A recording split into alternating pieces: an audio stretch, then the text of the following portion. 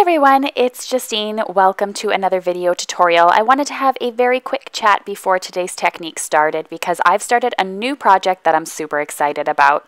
Free virtual card classes with Justine Hovey and Laurel Beard. So Laurel and I have teamed up and we have created free live classes on Facebook. They occur monthly.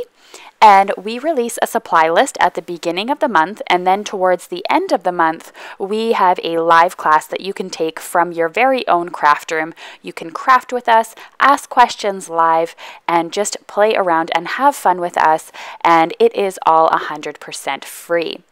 Now, I'm going to link below in the video description to our Facebook page where we go live and you can find out information on the next upcoming class very soon that is going to be focusing on distress oxides. If you don't like live classes, I know some people don't, and some people are in different time zones, you can always watch the replay on Facebook, as well as you can check out the video tutorial edited exactly like my regular tutorials are a couple of days after the class goes live. So that's what this video is today. It's a replay of the live, but in an edited format. And I'll link to Laurel's video as well in the video description below because I have my 2 cards that I created for the class, and then you can head to Laurel's channel and watch the 2 cards she created. So this class is about alcohol lift techniques. I'm super excited to show you what we created. So let's get started, and don't forget to check out Laurel's video at the end. I'm going to be using some sort of alcohol ink cardstock, so you can choose between the alcohol ink cardstock, Yupo paper, or heavyweight Yupo paper. It doesn't really matter which one you decide. For this card, I used a standard weight Yupo paper. Now, as I mentioned for this class, we are using the alcohol lift ink.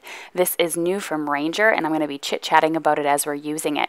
So for this class, if you were interested in participating, the only things that are necessary to have are this alcohol lift ink, the Yupo paper or an alcohol ink cardstock, and some alcohol inks. Those 3 supplies are the only ones you need, despite our supply list being quite long because we listed everything that we used as we were going along. I also recommend having a straw, or as I use, an empty pen tube, and that is going to be able to allow you to blow the ink all over the place. So I'm going to start out now by adding my inks to my cardstock. I am using 4 different color alcohol inks. Pink Sherbet, I have raspberry, also wild plum, as well as purple Twilight. And you can go in and add as much as you want. Just know the more that you add, the longer it's going to take to dry. If you were to use a felt applicator for this, you wouldn't have such a vibrant look to it, but it would dry extremely quickly. So if you're ever on the go and want to do this technique, then I recommend applying it with the felt because you really just use a small portion of the ink. So I'm just sprinkling all of this ink on here, trying to cover some of the white spaces. You can pour them on top of each other to create these fun little puddles of color. It's completely up to you how you apply it. Now I'm going to take the straw and I'm just going to go in and just blow all the inks around to blend them all together. And you can see how they kind of just go into each other and they fuse together, and it just creates such a fun, vibrant look. Now in the class, I used Yupo paper for both cards. I decided to try it with a piece of acetate. So alcohol inks work on non-porous surfaces, which means that the alcohol ink will stick to a surface that it can't sink into. So things like plastic, metals, this Yupo paper, glossy paper. And so I decided to try it with some acetate to see what the result would be. Now I didn't notice by the time I was finished that it was any different than what my Yupo paper looked like. So in the live class, I just simply used the Yupo paper. I actually forgot that I had used acetate in all honesty because I made this video quite a while ago. You're going to see the felt applicator here. And you'll see me adding just little bits of the ink to it, and I'm going along and adding it to the acetate. I did find that the acetate obviously didn't need as much as the glossy paper did because it really just is not a totally non-porous surface. And so I just went in and just kind of dabbed it here and there, but I ended up going back in and just adding the inks by hand, just pouring them on anyway, just to darken things up. I found that it took a lot more ink to darken up the acetate cardstock than it did with the Yupo paper, but I'm going to lift it up from my glass mat surface here, and you can see what it looks like, hopefully. And to remove anything from the glass mat surface, I always keep a bottle of Purell handy. You'll also notice that if you watch the Facebook Live, I didn't use the glass mat because of reflections of my light up above. I film in natural light normally, and so that was an issue, so I just filmed on a normal mat, but the glass mat's perfect because it's easy removal and it won't stain. So now I'm going on to stamping my background. So I have my background here in my Misty. It's completely dry at this point, and I'm going to be using the Mondo Sakura stamp from Ellen Hudson, and I'm going to be stamping that onto my acetate. Now, my goal here is to use the alcohol lift ink, and what that's going to do is it's going to lift up the ink from my background. So this is similar to a VersaFine, or a Versamark ink rather, as far as the texture of the pad, as well as the kind of stickiness of the ink itself, or what it feels like. And when I push it down, it's really important to push really hard on the areas with lots of detail. I didn't do that for the most part, and so I think it didn't pick up some of the areas, but overall it turned out really well. So I'm going to just take the acetate, put it off to the side for a moment. I'm going to add in my card panel here, and I'm going to stamp down onto my card panel, and you'll see that all of that color from the alcohol ink background actually lifts and goes onto a different cardstock. So you get a second card out of the deal, but the real magic is what happens to the actual acetate itself. So you want to grab a piece of paper towel and just blot it at first, and then you're going to go in and just rub over top of that ink, and it's going to activate so that it turns into a white color. I added a piece of white cardstock behind it just so that you can see the difference. It was a little bit difficult to see on the glass mat, and you can see that now the alcohol lift ink has lifted that ink off completely, and it just creates a really nice background. So now I'm going to use the Grateful for Everything stamp from Concord and 9th. This was from their August release, and I thought I would use this one now, and it's such a beautiful flower cluster. So I really like these with flower clusters just because they're really large stamps and you can really see the area. Background stamps would be super fun to use with this technique as well.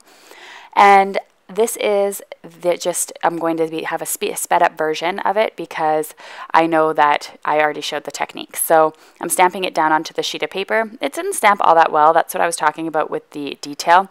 So just be careful. I'm going to wipe my stamp clean with some Squeaky Clean Cleaner from Brutus Monroe. Now, alcohol inks do stain your stamps. I'm going to forewarn you on that. I don't believe that there's a way to get them out, and I don't think hand sanitizer would be wise to put on your stamps. It would probably eat away at them. So just have to deal with stain stamps. I always say stain stamps are used stamps, which means I got my money worth. And you can still see through them. It's a very translucent stain, so it's not going to affect placement or things like that if you want to use the stamp on a future card.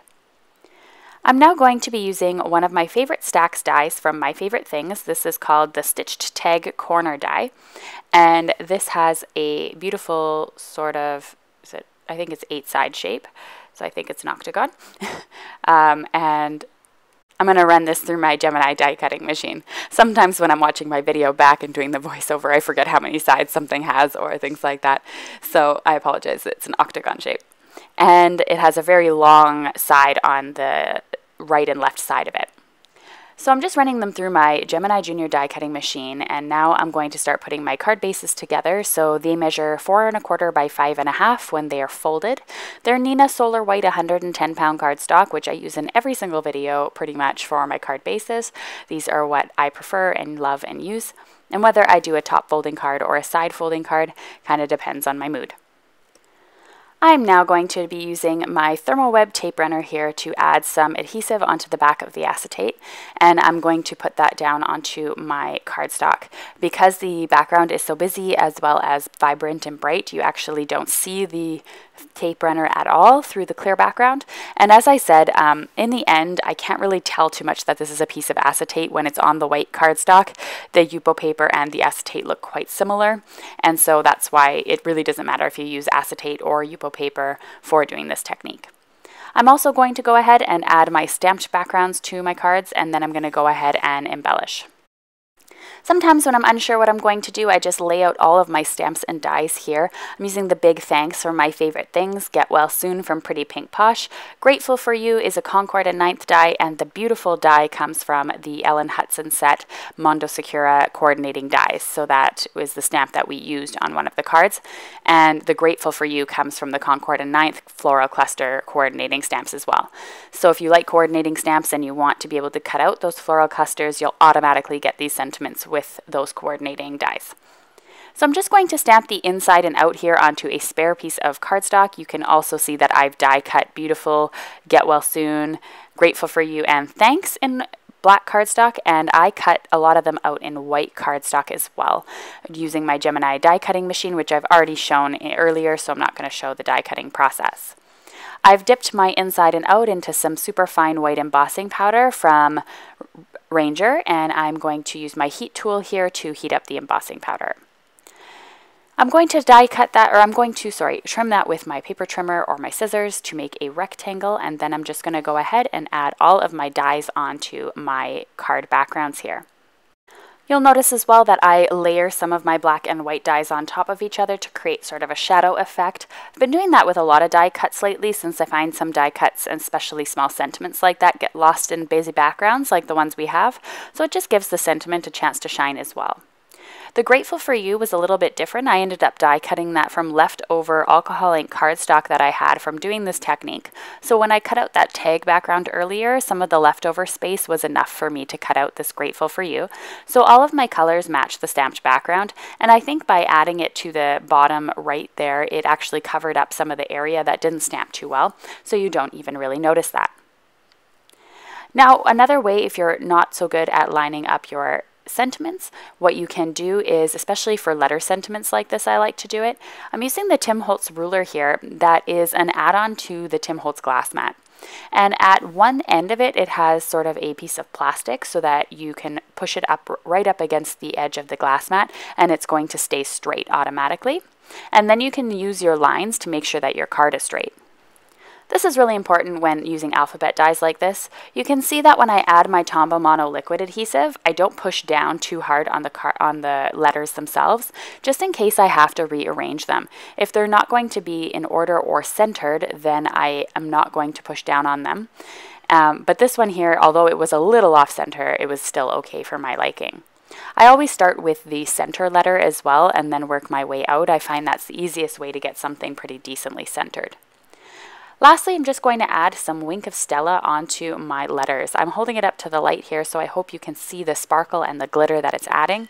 It's just a small little touch to the end of the card that just adds a little bit more detail to my clean and simple card that I have here. So here is a final look at the 4 cards I created. Just don't forget to go on and click in the video description below to check out our class.